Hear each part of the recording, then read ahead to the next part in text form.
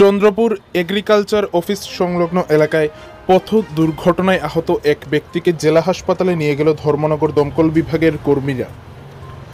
গতকাল রাতে অর্থাৎ 19শে মে রবিবার রাত আনুমানিক 10টা নাগাদ উত্তর ত্রিপুরা জেলার জেলা সদর ধর্মনগর শহরের চন্দ্রপুর এগ্রিকালচার অফিস সংলগ্ন এলাকায় পথ দুর্ঘটনায় আহত হয় এক ব্যক্তি। জানা যায়, একটি বাইক খুব দ্রুত গতিতে এসে পেছন দিক থেকে ওই ব্যক্তিকে সজোরে ধাক্কা মেরে ঘটনাস্থল থেকে পালিয়ে যায়। এতে জিতেন্দ্র দাস নামের 42 বছরের ওই ব্যক্তি গুরুতর আহত হয়। উনি মাটিতে পড়ে যান এবং ওনার মাথা ফেটে মাথা থেকে প্রচণ্ড রক্ত বের হতে শুরু হয়। জানা যায়, ওই ব্যক্তির বাড়ি ভাগ্যপুর ওয়ার্ড নং 4 এলাকায়।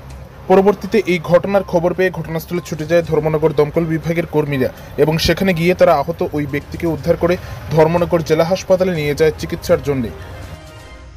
আমাদের ওই চন্দ্রপুর থেকে একটা ফোন আছে আমাদের কন্ট্রোল রুমে, একটা লোক নাকি রাস্তাতে পড়ে খুব সিরিয়াস অবস্থা কন্ডিশন। তো আমরা গেলাম, গিয়ে দেখি একটা লোক রাস্তার মধ্যে পড়ে আছেন খুব গুরুতর ইনজুর অবস্থাতে। ওনার মাথাটা অনেকটাই ফেটে যায় এবং প্রচণ্ড ব্লিডিং হতে থাকে।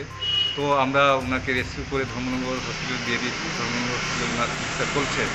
তো ওনার নাম জিতেন্দ্র দাস, বয়স 42, আর বাড়ি ভাগ্যপুর ওয়ার্ড নাম্বার 4। বর্তমানে কোথায় রয়েছে? বর্তমান ধর্মনগর হসপিটালে ওনার চিকিৎসা চলছে।